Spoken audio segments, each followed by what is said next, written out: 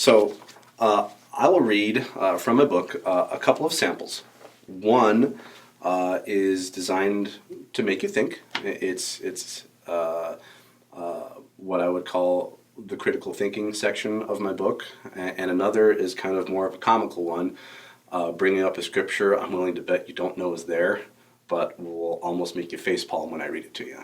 So the first being, most people are familiar with this scripture. It's in Genesis, the 3rd chapter. I'm just going to read you the 24th verse. This is after Adam and Eve had partaken of the fruit, and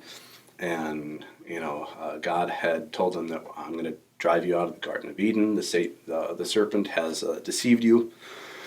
So he says, after he drove the man out, he placed on the east side of the Garden of Eden cherubim and a flaming sword flashing back and forth to guard the way to the tree of life. Excuse me. I know most of us are familiar with that scripture, but we just kind of go past it. We say, okay, well, they were kicked out of the Garden of Eden. They did something bad. They listened to the devil as opposed to God. And you know what? He prevented them from re-entering the Garden of Eden. Good. Done. Thought process over. Because that's how we've been trained. But let's talk about what God installed there. If you recall, he installed to guard the east entrance to the Garden of Eden. The east entrance only. Not the north, the west, or the south. Apparently they could have snuck back in from either of those directions, but they were directionally challenged. If you recall, it was a cherubim and what? A flaming sword. Keep in mind that there are 2 people on the entire earth at this point. Weapons don't exist yet.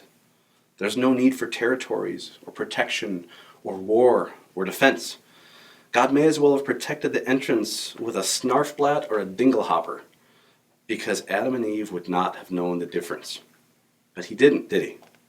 He protected it with a weapon of war that hadn't even been invented yet. So knowing this, can it be said that God is the initiator of weaponry and warfare? Or is this maybe evidence of ancient storytelling that had not been properly thought through? That's one example. I am going to have to leave the room, please, if we don't want me laughing behind camera. That's Go okay. ahead. That's okay if you laugh.